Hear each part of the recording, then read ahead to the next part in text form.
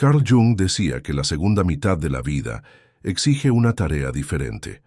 Si los primeros años se orientan hacia logros externos, los años maduros nos invitan a bucear en nuestro interior. Este proceso de individuación no se compone de metas, sino de integraciones, recuerdos olvidados, traumas silenciados, hábitos inconscientes que aún nos gobiernan. Con el tiempo el ritmo se ralentiza, el teléfono suena menos, las invitaciones se vuelven raras, las interacciones cambian en frecuencia y profundidad. Muchos se dan cuenta de que los vínculos ya no son los mismos y la sensación de aislamiento empieza a aparecer, incluso en presencia de otras personas. Pero la pregunta que resuena no es solo ¿por qué os estáis distanciando?, sino más bien ¿qué ha contribuido en mi interior a este distanciamiento?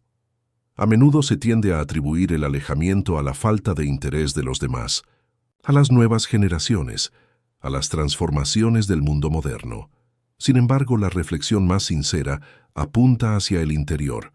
Hay gestos y comportamientos repetidos que, incluso sin quererlo, erigen barreras. No se trata de grandes actitudes, sino de pequeños hábitos. La crítica frecuente, la queja constante, el silencio resentido, un rechazo disfrazado de autosuficiencia. Estos movimientos no son conscientes, son modos de defensa. Expresan el miedo a ser olvidado, el dolor de dejar de sentirse necesario, el intento de conservar alguna forma de control en medio de los muchos cambios que impone el tiempo. Jung llamó a esto la manifestación de la sombra, todo lo que no se reconoce en nosotros, pero que sigue actuando entre bastidores en la vida. La sombra no es solo lo que es oscuro, sino todo lo que ha sido reprimido, olvidado o no aceptado. Y cuanto más inconsciente permanece, más se manifiesta en las relaciones. Interfiere en el tono de las conversaciones, la rigidez de las opiniones, la resistencia a la novedad, la dificultad para escuchar abiertamente a los demás. Según Jung, lo que no afrontamos se convierte en destino. Y uno de los destinos más comunes en la madurez es la soledad, que no proviene de la ausencia de personas, sino de la desconexión con la propia verdad. Esta reflexión no pretende acusar ni avergonzar, sirve de espejo, una invitación a la toma de conciencia, una oportunidad para darse cuenta de que envejecer no tiene por qué ser sinónimo de retraimiento. Al contrario, puede ser el momento más auténtico de la existencia, un momento de verdadera presencia, de escucha sensible, de redescubrimiento de lo que realmente importa. Lo que viene después son posibilidades, puertas que pueden abrirse a través de pequeños cambios, porque aún hay tiempo para recuperar vínculos, renovar la ligereza y caminar más libremente. Cuando el mundo exterior calla, tal vez sea el alma que pide ser escuchada al fin. 1. Repetir las mismas historias sin escuchar a los demás. Hay una especie de consuelo en volver a contar lo que ya se ha vivido. Recordar momentos memorables aporta un sentimiento de continuidad, de pertenencia a la propia historia. Contar el nacimiento de los hijos, el primer trabajo, un logro importante o incluso episodios ordinarios del pasado puede servir de anclaje emocional. Es como si, repitiendo estas narraciones, fuera posible mantener viva una parte de lo que hubo antes. Pero cuando estas historias se vuelven demasiado recurrentes y ocupan todo el espacio de la conversación, algo se pierde. El diálogo da paso al monólogo. El gesto de compartir se convierte en una repetición mecánica. Las palabras ya no buscan la conexión, sino la confirmación. Ya no preguntas si el otro quiere escuchar. Se habla porque siempre se ha hablado y porque el silencio parece demasiado aterrador.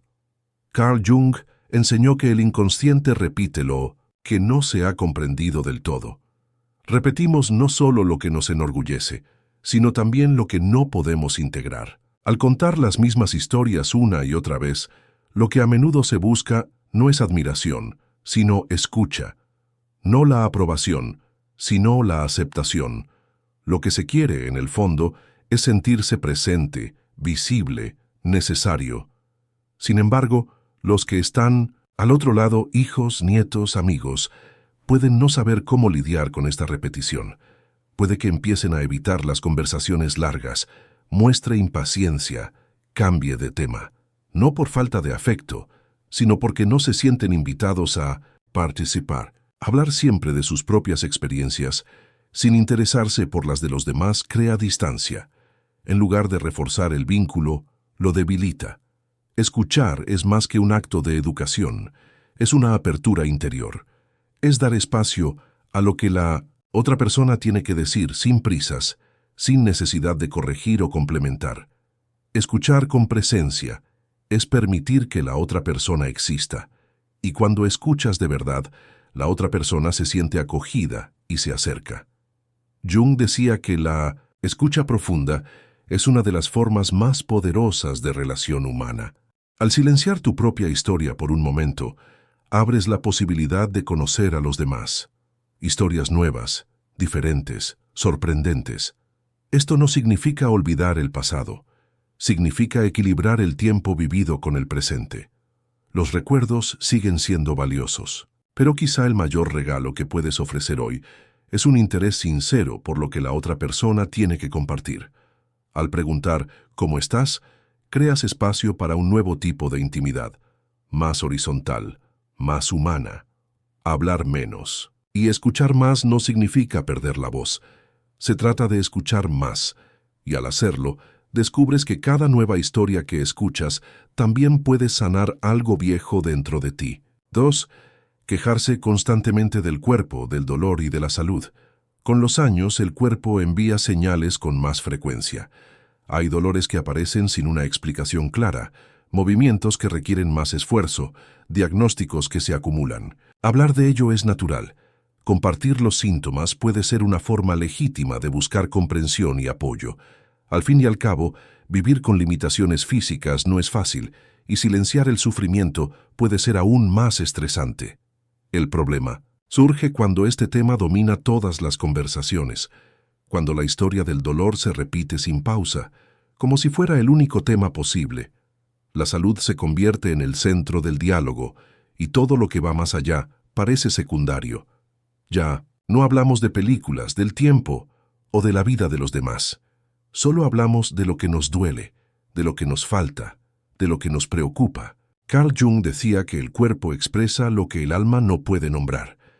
En muchos casos, el exceso de quejas físicas revela una necesidad más profunda: ser escuchado, acogido y visto. El problema no es hablar del dolor, es cuando el dolor se convierte en la única narración posible. Y el riesgo de esto es el aislamiento emocional. Quienes viven con este tipo de discurso constante pueden sentirse impotentes, no saben qué decir, temen decir algo inapropiado, y poco a poco empiezan a distanciarse. El vínculo se debilita no por falta de amor, sino por la dificultad de sostener una relación en la que no hay ligereza, intercambio ni escucha mutua. Esto no significa fingir que todo va bien cuando no es así, pero es posible buscar el equilibrio. Compartir lo que se siente, sin dejarse consumir por el discurso de la enfermedad. Hay otras dimensiones de la vida que siguen existiendo, incluso frente al malestar físico. Existe la belleza, la bondad, el silencio, la memoria, el cuidado. Jung nos recordaba que la individuación implica integrar la sombra, pero también cultivar lo que mantiene viva el alma. Es necesario mirar el dolor, sí, pero también recordar que no define quién eres. Hay una historia más grande que el diagnóstico, una identidad que va más allá del síntoma. Preguntar a los demás cómo están, interesarse por sus experiencias, compartir algo ligero o divertido puede transformar el ambiente de una conversación. Los pequeños gestos de atención a los demás actúan como puentes, y cuando estos puentes se cruzan, la relación se fortalece. Cuidar el cuerpo sigue siendo importante, pero cultivar el vínculo humano es quizá lo que más alivia la carga del dolor. El sufrimiento necesita escucha, no insistencia.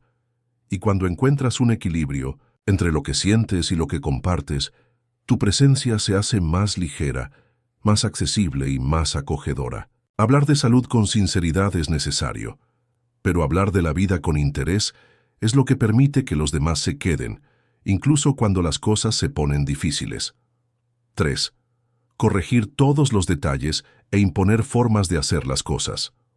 A lo largo de su vida, muchas personas han desarrollado hábitos de cuidado que requieren una atención constante a los detalles. Conocer la forma correcta de poner la mesa, doblar la ropa, preparar una receta o ocuparse de las tareas domésticas formaba parte del celo por el hogar, la familia y el orden. Este cuidado, repetido durante años, se convirtió en algo casi automático, una forma de mantener todo en su sitio, incluida la propia identidad. Con el paso del tiempo, sin embargo, lo aprendido empieza a ser sustituido por nuevas formas. Las generaciones más jóvenes hacen las cosas de otra manera. La organización de la casa cambia. Las especias son distintas.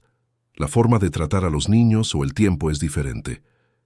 En lugar de observar con curiosidad, muchos sienten el impulso inmediato de corregir, ajustar, enseñar a hacerlo de la manera correcta. Pero lo que parece un intento de ayudar a menudo suena a imposición.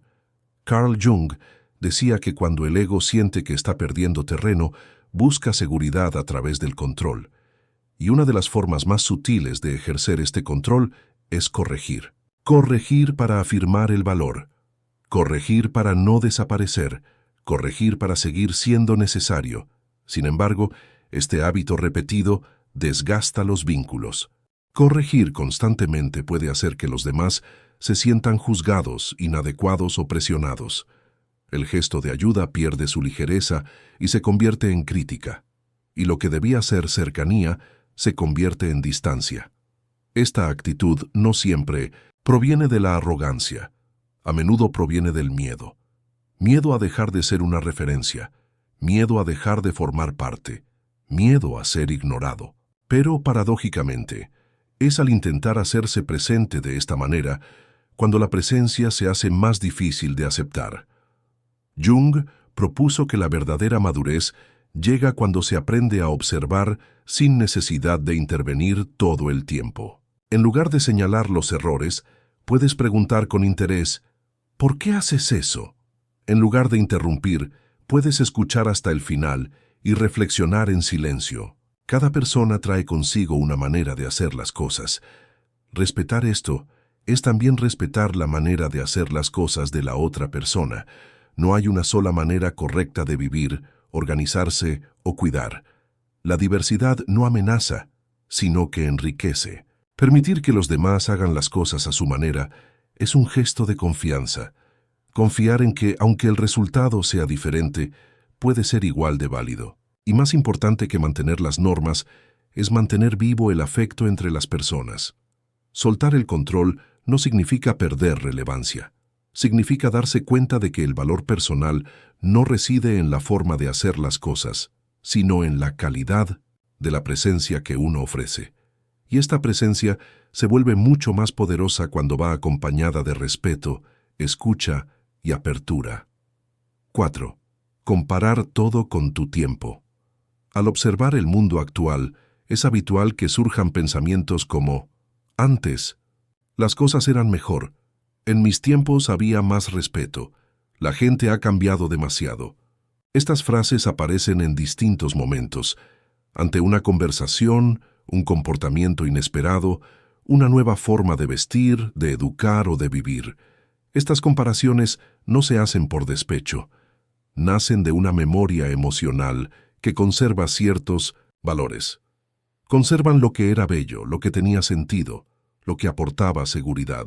Pero cuando se expresan con frecuencia, y siempre con la conclusión de que el presente ha perdido valor, estos recuerdos pueden dejar de ser puentes y convertirse en muros. Carl Jung decía que el apego al pasado suele revelar una dificultad para aceptar las transformaciones internas. No se trata solo de criticar lo nuevo, sino de resistirse a darse cuenta de que el propio papel en el mundo está cambiando. Cuando se insiste en que antes todo era mejor, a veces se está ocultando el dolor de no reconocerse en el ahora. El problema no es valorar el pasado, es una parte fundamental de lo que somos. El problema surge cuando el pasado se convierte en una medida absoluta, utilizada para juzgar todo lo que viene después. La vida sigue avanzando. Las formas cambian, las relaciones cambian, y negar esto impide que los lazos afectivos continúen. Hijos, nietos, vecinos y colegas más jóvenes viven en una época con sus propias exigencias. Sus opciones no son ni mejores ni peores, solo diferentes. Cuando sienten que cada acción se compara con la supuesta superioridad del ayer, tienden a alejarse, no por falta de respeto, sino porque no encuentran el espacio para existir libremente. Jung nos recordó que el alma vive en el presente. Cuando alguien permanece demasiado apegado a lo que hubo antes, es como si una parte de él dejara de vivir. Los recuerdos son preciosos, pero también hay que situarlos con ternura. Entonces era así, y ahora es diferente. Esta diferencia no tiene por qué generar conflicto. Puede inspirar el diálogo. En lugar de decir, en mis tiempos era mejor, puedes decir, yo lo hacía de otra manera, y quiero entender cómo piensas hoy. Este tipo de discurso no impone, invita, abre un espacio para el intercambio. Y en este espacio nace el respeto mutuo. Aceptar el presente con curiosidad no significa abandonar lo vivido. Significa darse cuenta de que la belleza de la vida reside en la continuidad, en la renovación, en la escucha. El pasado es la base, pero es el presente el que nos permite vivir juntos, crear nuevos recuerdos y reconstruir vínculos. Comparar menos y hacerse más preguntas puede ser el primer paso para redescubrir la ligereza en las relaciones y descubrir que, incluso con tantos cambios, todavía es posible pertenecer, de una forma nueva, más abierta, más verdadera. 5. Renunciar a verse bien. Con el paso del tiempo, es natural que la imagen reflejada en el espejo cambie. Aparecen las arrugas, el pelo pierde su brillo juvenil, el cuerpo sigue un nuevo ritmo. Ante esto, muchas personas acaban descuidando su cuidado. Dejan de ponerse cualquier ropa, no se miran con atención, se justifican diciendo que ya no merece la pena. Detrás de esta elección silenciosa, a menudo hay algo más profundo. Carl Jung decía que la imagen es un puente entre el consciente y el inconsciente. Y cuando alguien deja de preocuparse por su aspecto, puede estar desconectando de su propia identidad simbólica. Abandonar el cuidado externo, en este sentido, puede ser un reflejo de alejarse del propio centro interior. No se trata de vanidad superficial. Lo que está en juego es algo más esencial, la forma en que cada persona se reconoce en el espejo y en la mirada de los demás. Cuando el cuidado cotidiano se sustituye por la negligencia, no solo se debilita la apariencia, sino también la vitalidad, el brillo de los ojos, el gesto de pertenencia al mundo.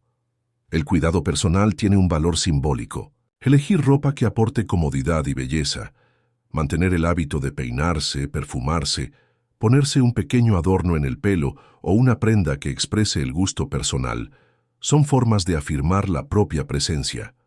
Son actos silenciosos que dicen, sigo aquí y merezco ser visto con dignidad. Jung nos recuerda que la imagen externa es un reflejo de la energía interna. Cuando se pierde el deseo de cuidar de uno mismo, es importante preguntarse, ¿qué se está silenciando? ¿Qué parte del alma ha dejado de querer ser reconocida? A menudo la negligencia no nace de la pereza, sino de un sentimiento de invisibilidad que se ha ido apoderando de uno. Al reanudar pequeños gestos de atención, algo en el interior se reorganiza. No hay que cambiar ni ocultar los signos del tiempo, pero es posible honrarlos. Vestirse con presencia, elegir colores que animen, vestirse para uno mismo y no solo para los demás, son formas de recuperar la autoestima. Los que te rodean lo notan. El brillo de sus ojos cambia, la postura mejora, la conversación se anima. No porque el exterior sea más valioso que el interior, sino porque ambos están conectados. Cuando hay respeto en el exterior, también hay más espacio para que fluya el afecto en el interior. La madurez no exige esconder el tiempo, pero sí nos invita a vivir plenamente. Y cuidar tu aspecto es una de las formas de recordarte cada día que tu valor personal sigue intacto, a pesar de los cambios, por ellos y junto a ellos. 6.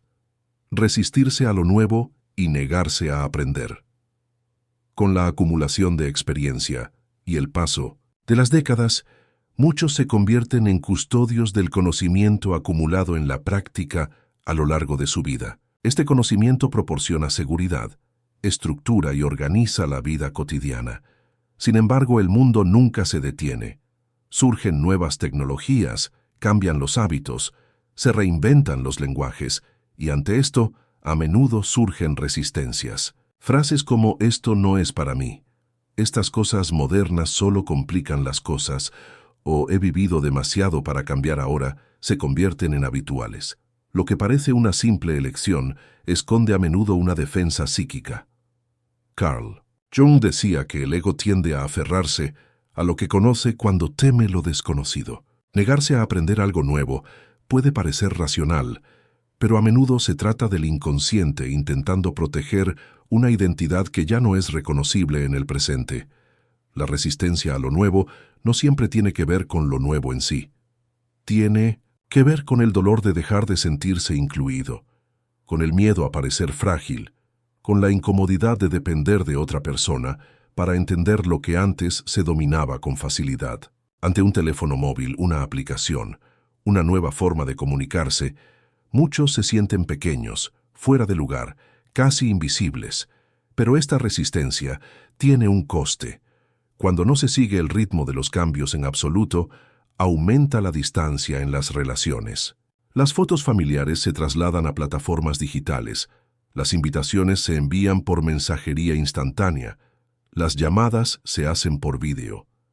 Quienes rechazan este entorno no solo rechazan la herramienta, se distancian de los intercambios emocionales que permite. Jung nos recuerda que la individuación no es un proceso de cristalización, sino de transformación continua. La verdadera maduración no significa cerrarse a lo nuevo, sino integrar lo que puede ampliar la conciencia. Aprender algo nuevo, por pequeño que sea, no es solo adquirir información, es afirmar que aún hay espacio para vivir un poco más. Pedir ayuda para aprender no rebaja a nadie. Al contrario, los acerca. A los nietos les gusta enseñar, los hijos se sienten útiles cuando se les pide, y la convivencia se enriquece cuando hay un intercambio real. Admitir que no se sabe, que se quiere entender, que se quiere seguir el ritmo, aunque sea con pasos lentos, es un gesto de humildad que inspira respeto.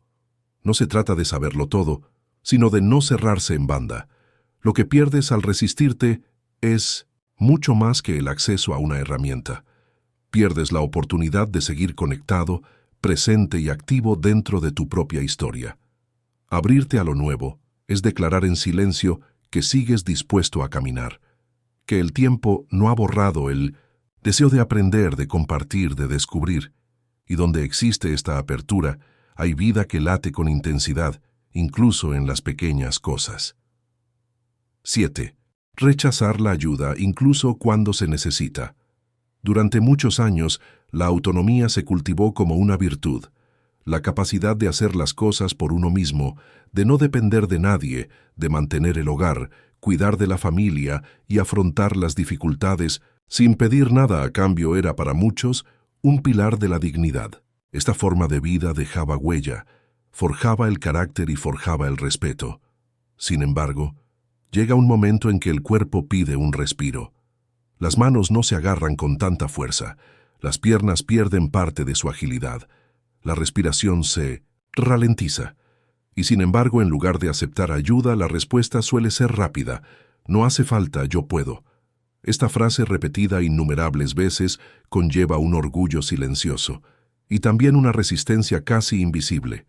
Carl Jung decía que el personaje, la máscara social que se construye a lo largo de la vida, puede convertirse en una prisión cuando se confunde con la verdadera identidad. Cuando alguien llega a creer que solo es digno si es autosuficiente, se rechaza cualquier señal de vulnerabilidad. Pedir ayuda se interpreta entonces como un signo de debilidad, cuando en realidad es un profundo gesto de madurez.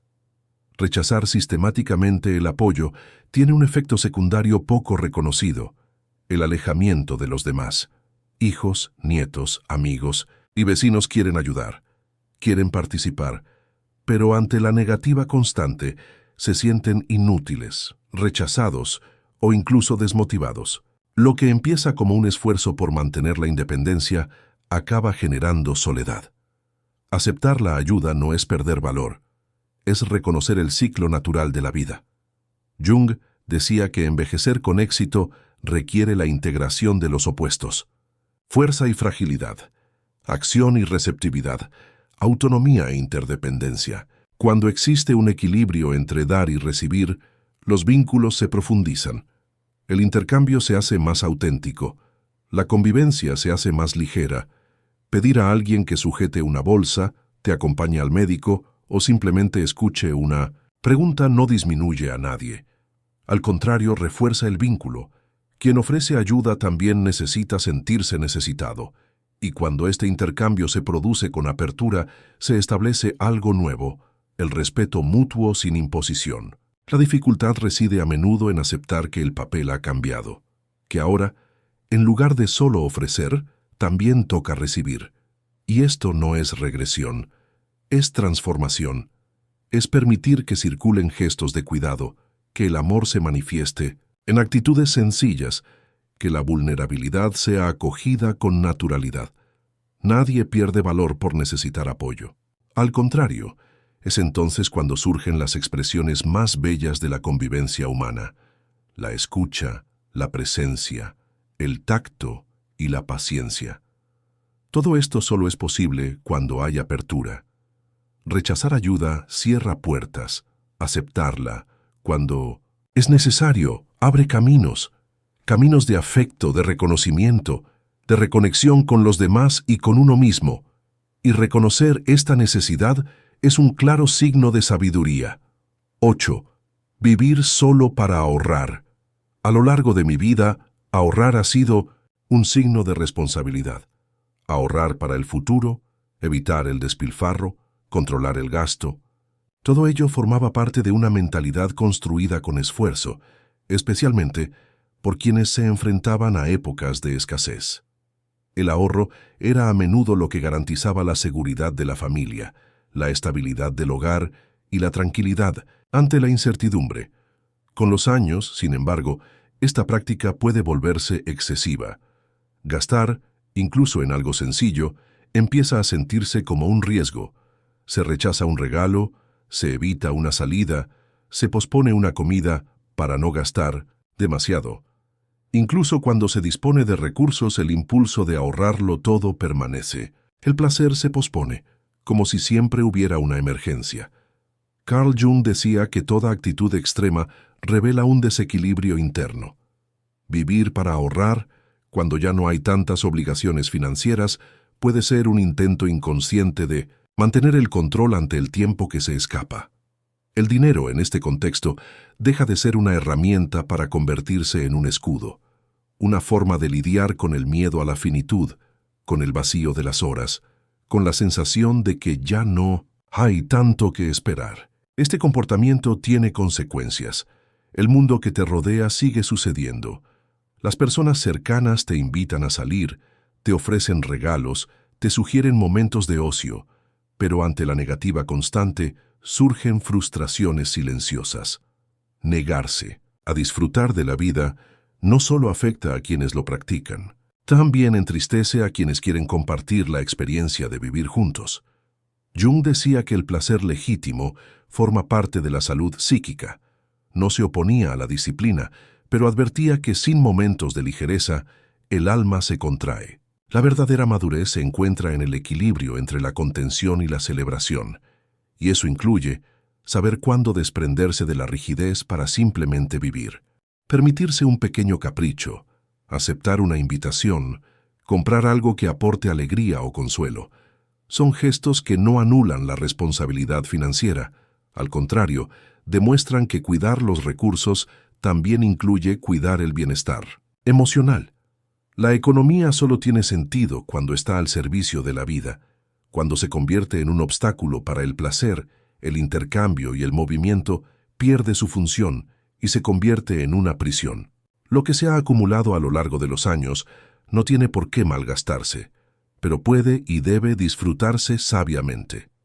No se trata de gastar por impulso, sino de invertir en lo que alimenta. Una tarde agradable, una buena comida, un regalo hecho con cariño, un objeto que aporta belleza a la vida cotidiana. El tiempo es un recurso más valioso que cualquier cantidad de dinero guardada, y utilizarlo con conciencia es una de las formas más profundas de gratitud por la propia existencia. Vivir no es solo aguantar, también consiste en permitirse sentir alegría, y donde hay espacio para el placer sano, hay espacio para que el alma respire con más ligereza. 9. Guardar viejas heridas como reliquias. A lo largo de la vida es inevitable acumular heridas. Algunas se curan con el tiempo, otras permanecen aunque sean invisibles a los ojos. Palabras dichas en momentos de tensión, promesas rotas, gestos de desprecio, silencios que duelen más que las ofensas.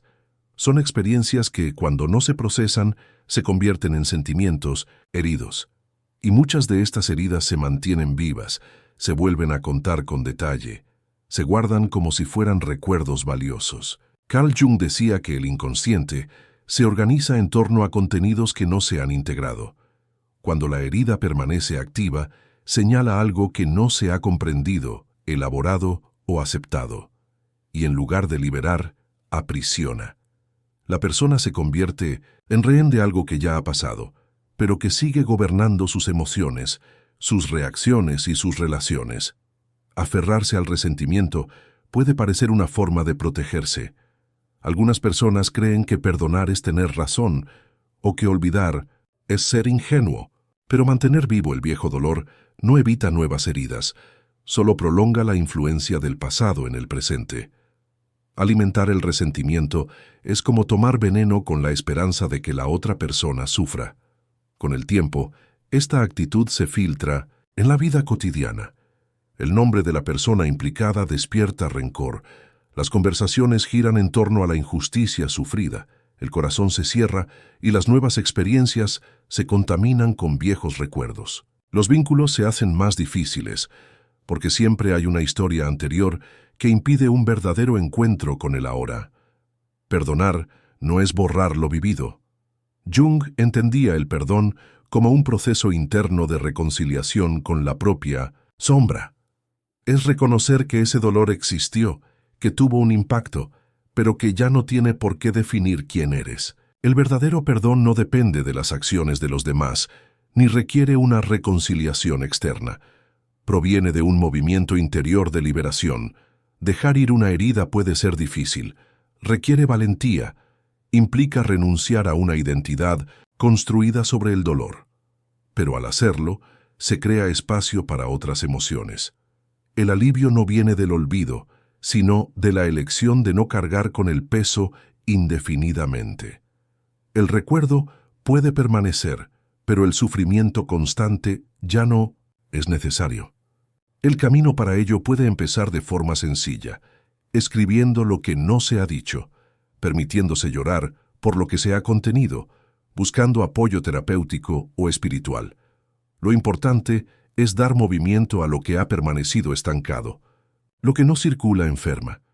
La vida es demasiado corta para vivirla atenazado por el dolor. Cuando sueltas lo que duele, se acerca algo ligero, la paz silenciosa de quien elige seguir adelante, sin negar lo vivido, pero también sin aprisionarse en lo que ya no se puede cambiar. 10. Renunciar a la risa, la música y el baile. A medida que envejecemos, muchas personas abandonan hábitos que solían aportar ligereza y placer. La risa se vuelve más contenida, la música se escucha con menos frecuencia y el baile, que solía mover el cuerpo con naturalidad, se considera cosa del pasado. Surge la idea, aunque silenciosa, de que ciertas alegrías ya no convienen en esta etapa de la vida. Este alejamiento de la expresión espontánea no se produce de golpe. Se instala poco a poco, a través de rutinas, pérdidas acumuladas y silencios no digeridos. El tiempo parece más serio, el cuerpo exige más cuidados, las responsabilidades cambian de forma y sin darse cuenta, el alma se desconecta de lo que antes la hacía vibrar. Carl Jung decía que la alegría es una de las manifestaciones más profundas del inconsciente sano. Cuando desaparece la risa, cuando se disuelve lo lúdico, cuando se deja de lado la capacidad de jugar con la existencia, algo en la psique se duerme. No se trata de infantilismo, sino de vitalidad. La ausencia de estas expresiones suele indicar que se ha interrumpido el contacto con la propia esencia. Reír, cantar y bailar, aunque sea sutilmente, son formas simbólicas de mantenerse en movimiento. No requieren grandes esfuerzos ni decorados elaborados. Basta una melodía, un momento de relajación, un recuerdo ligero, pequeños gestos que despiertan alegría, incluso en los días ordinarios. La creencia de que la madurez exige una seriedad constante es engañosa. La verdadera madurez no excluye la ligereza, sino que la integra. No niega el dolor, pero tampoco renuncia al placer de vivir. Contrariamente a lo que muchos piensan, la capacidad de reír no disminuye con el tiempo. Solo necesita espacio para manifestarse.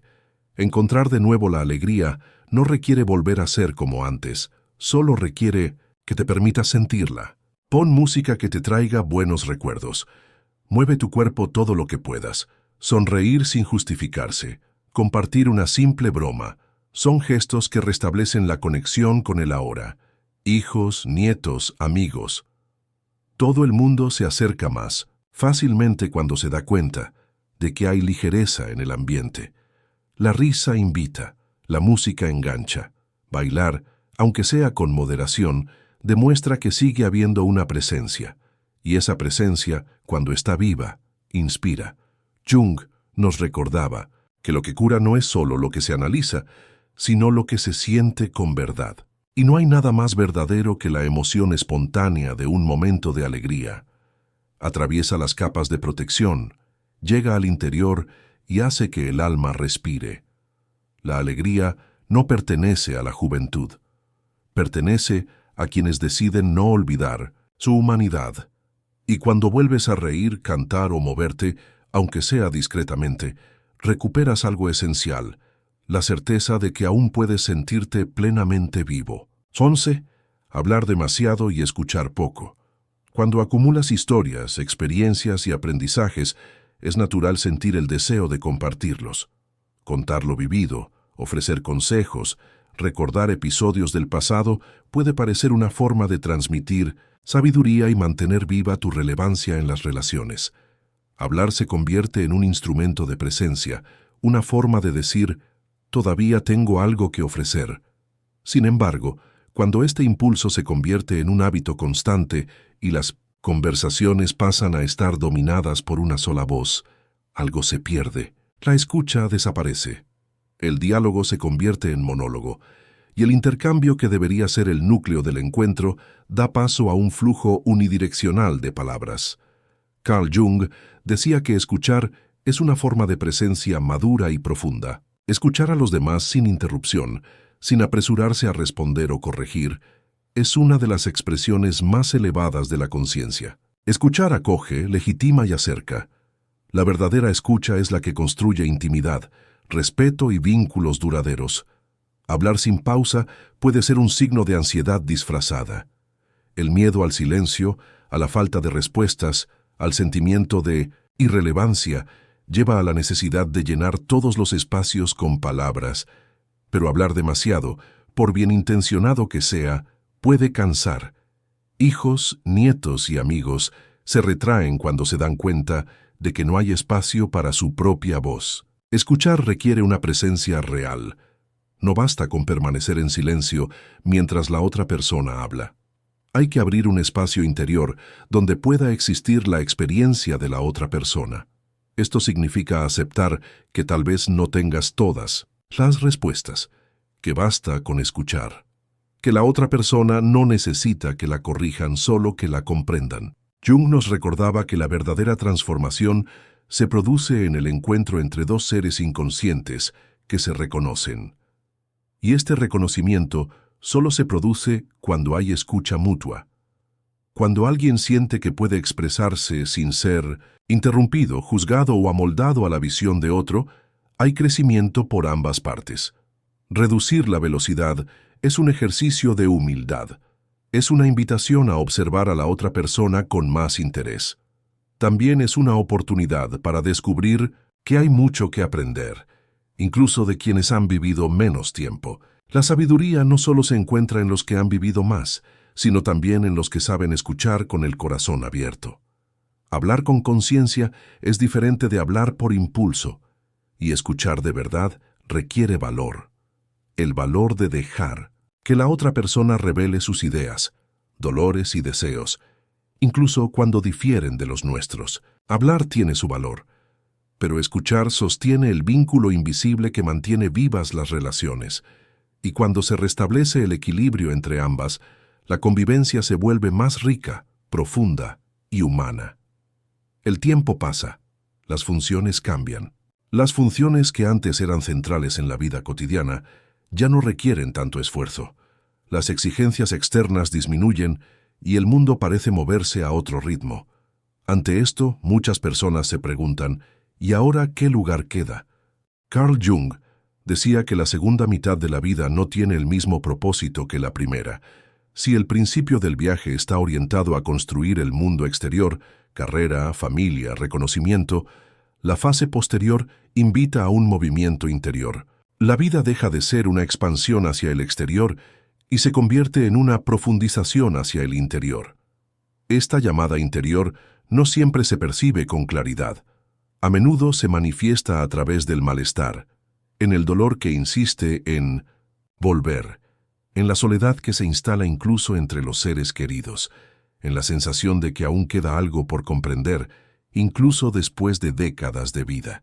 Las actitudes que alienan, quejarse sin pausa, corregir con rigidez, comparar con insistencia, resistirse a lo nuevo, negar la alegría, rechazar la ayuda, no surgen por casualidad. Son formas inconscientes de afrontar el cambio de posición en el mundo, defensas creadas para evitar enfrentarse a la vulnerabilidad que se intensifica con el tiempo.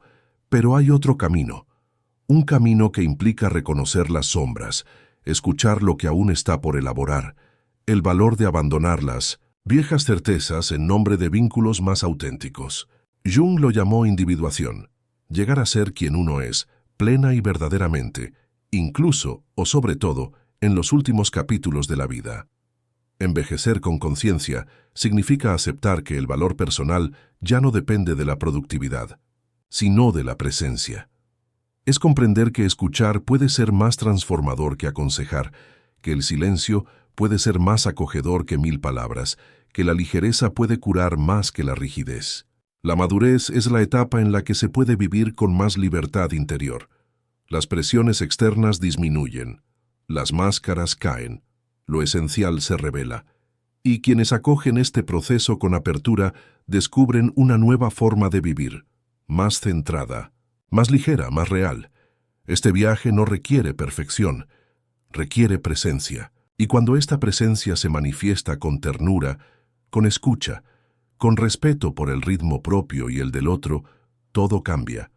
El entorno se suaviza, las relaciones ganan en profundidad, el alma encuentra descanso. Si este mensaje ha resonado con alguna parte de tu historia, háznoslo saber en los comentarios. Ahora es el momento de volver a mi centro. Dale a me gusta al vídeo y suscríbete al canal para no perderte los próximos. Porque el final de la vida no es el final de la conciencia, es el momento en que por fin puede florecer plenamente. No se trata de volver a ser lo que eras, sino de permitirte ser con todo lo que has aprendido y todo lo que aún puedes descubrir.